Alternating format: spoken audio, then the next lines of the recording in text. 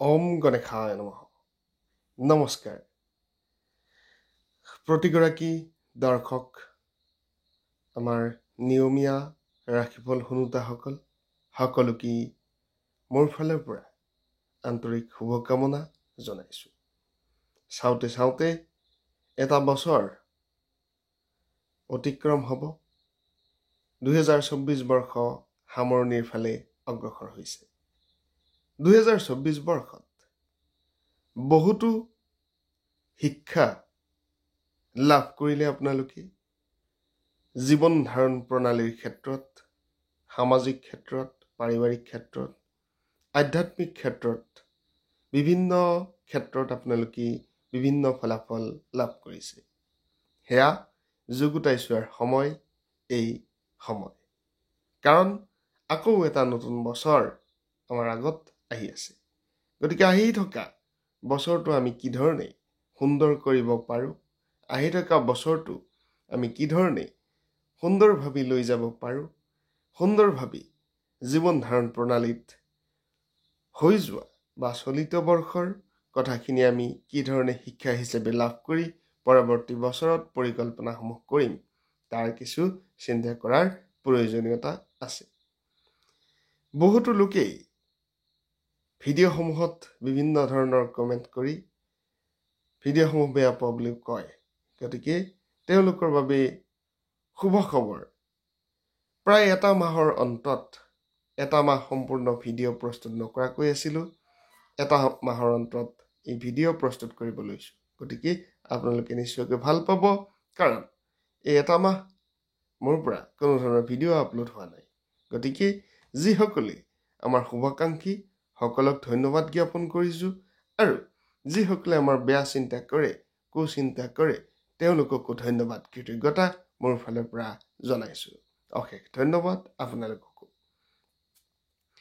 জনাব বিচাৰিছোঁ, বিশেষ যুগৰ প্ৰস্তুত হৈছে।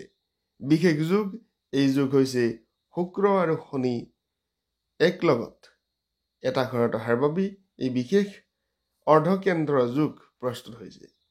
আৰু ডিচেম্বৰ মাহৰ পৰাই সৌভাগ্যৰ ফালে বহুকেইটা ৰাশিৰ ভাগ্যফল আহিব বুলি কোৱা হৈছে। তাকেই আজি জনাব বিচাৰিছোঁ আপোনালোকৰ ওচৰত। যদিহে এতিয়ালৈকে আমাৰ চেনেল আপোনালোকে ছাবস্ক্ৰাইব কৰা নাই, ছাবস্ক্ৰাইব কৰি ল'ব পাৰে। এনেধৰণৰ ভিডিঅ'সমূহ আপোনালোকে মাজে মাজে পাই থাকিব।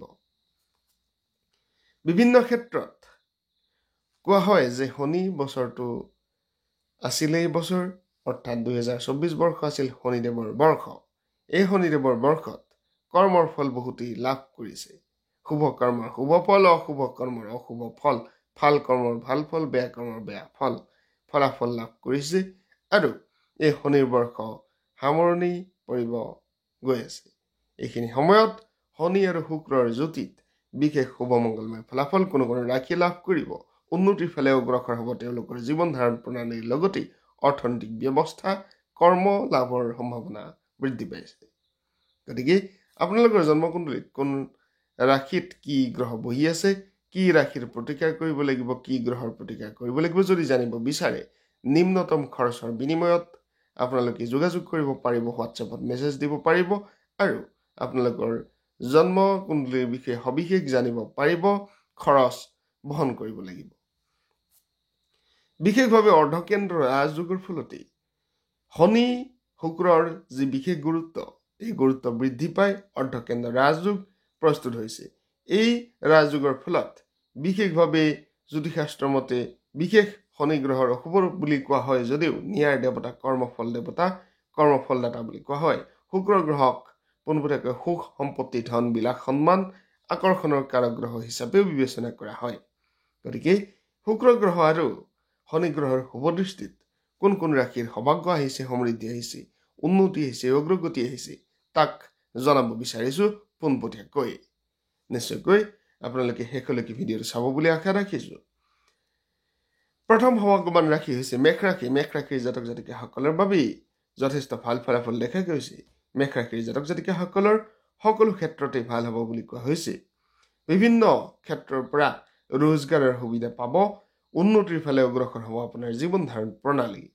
দীৰ্ঘদিন ধৰি ৰৈ থকা কৰ্মৰ ফলাফল আপোনালোকে লাভ কৰিব পাৰিব। ইয়াৰ লগে লগে ধন লাভ, ধন লাভৰ যোগ দেখা গৈছে ভাগ্যৰ সম্পূৰ্ণ সমৰ্থন লাভ কৰিব পাৰিব পোনপটীয়াকৈ কৰ্মৰ সূত্ৰত বিভিন্ন ক্ষেত্ৰত সফলতা লাভ কৰিব পাৰিব ব্যৱসায়ৰ ক্ষেত্ৰতো আছে উন্নতিৰ বিশেষ যোগ এই উন্নতিৰ যোগে আপোনাক আনন্দিত কৰিব আৰু সুখ লাভ কৰিব বুলি কোৱা হৈছে সামাজিক ক্ষেত্ৰত উন্নতি লাভ কৰিব বুলি কোৱা হৈছে বিশেষভাৱে অৰ্থনৈতিক ক্ষেত্ৰত টনকিয়াল হ'ব আপোনালোকৰ দ্বিতীয়টো সৌভাগ্যৱান ৰাশিৰ কথা ক'ব বিচাৰিছোঁ দ্বিতীয় সৌভাগ্যশালী ৰাশি বা সৌভাগ্যৱান ৰাশি হৈছে কন্যা ৰাশি কন্যা ৰাশিৰ জাতক জাতিকাসকলৰ বাবে আছে ভাল খবৰ কন্যা ৰাশিৰ জাতক জাতিকাসকলৰ পোনপটীয়াকৈ চাকৰিৰ সুযোগ লাভ কৰাৰ সম্ভাৱনা দেখা গৈছে এই ডিচেম্বৰ মাহটো আপোনালোকৰ বাবে যথেষ্ট ভাল ডিচেম্বৰ মাহৰ পৰাই আপোনালোকৰ সৌভাগ্য আহিব বুলি কোৱা হৈছে পোনপটীয়াকৈ কন্যা ৰাশিৰ জাতক জাতিকাসকলৰ হাতত টকা আহিব বুলি কোৱা হৈছে ধন আহিব বুলি কোৱা হৈছে অৰ্থনৈতিক পৰিস্থিতি আপোনালোকৰ ভাল হ'ব বুলি কোৱা হৈছে প্ৰেম জীৱন ভালে আপোনালোকে কটাব পাৰিব বুলি কোৱা হৈছে জীৱনৰ সুসম্পৰ্কসমূহ নিশ্চয়কৈ সুবিস্তাৰে বহল কৰিব পাৰিব আপোনালোকৰ সম্পৰ্ক বঢ়োৱাৰ সম্ভাৱনা আছে বুলি কোৱা হৈছে গতিকে প্ৰেমাস্পদত থকা ব্যক্তিসকলৰ বিবাহৰ যোগে আনন্দিত কৰিব পাৰে আপোনালোকক স্বাস্থ্য ভালে থাকিব অৰ্থনৈতিক ক্ষেত্ৰত উন্নতি হোৱাৰ লগতে চাকৰি প্ৰাপ্তি বা কৰ্মপ্ৰাপ্তিৰ সম্ভাৱনাও দেখা গৈছে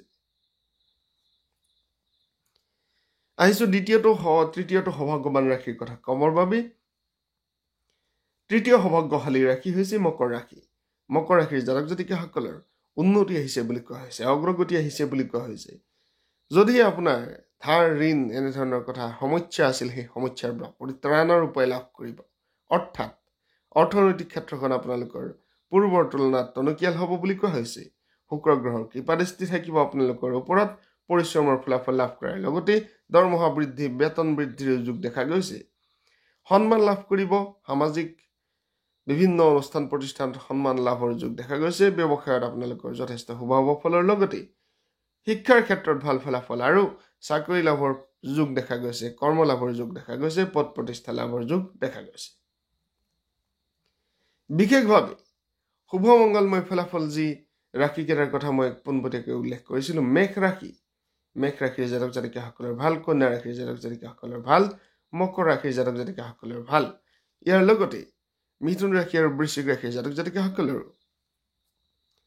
শুভ মংগলময় ফলাফল দেখা গৈছে মিথুন ৰাশিৰ জাতক জাতিকাসকলৰ পূৰ্বৰ তুলনাত অৰ্থনৈতিক উন্নতি আহিব এই মাহত অগ্ৰগতি আহিব কৰ্মৰ সংস্থাপন লাভৰ যোগ দেখা গৈছে কৰ্ম বিচাৰি থকাসকলৰ বাবে উন্নতিৰ স্থান আপোনালোকে লাভ কৰিব বুলি কোৱা হৈছে উন্নতি পথ আপোনালোকৰ প্ৰশস্ত হ'ব বুলি কোৱা হৈছে উন্নতিৰ যোগ দেখা গৈছে মিথুন ৰাশিৰ জাতক জাতিকাসকলৰ আনফালে বিভিন্ন ক্ষেত্ৰত ৰৈ থকা কৰ্ম আপোনালোকৰ সিদ্ধ হ'ব আৰু অগ্ৰগতিৰ দিশ দেখা গৈছে মিথুন ৰাশিৰ জাতক জাতিকাসকলৰ চাকৰি লাভৰ যোগ কৰ্ম লাভৰ যোগো আছে বৃশ্চিক ৰাশিৰ জাতক জাতিকাসকলৰ ঠিক তেনেধৰণে শুভ মংগলময় ফলাফল দেখা গৈছে উন্নতি অগ্ৰগতিৰ দিশে অগ্ৰসৰ হ'ব পাৰিব বৃশ্চিক ৰাশিৰ জাতক জাতিকাসকল ধন্যবাদ জনাইছোঁ সকলোৰে প্ৰত্যেকটো দিন সৰ্বাংগ সুন্দৰ হওক অগ্ৰগতিৰ ভৰা হওক আপোনালোকৰ জীৱন ধন্যবাদ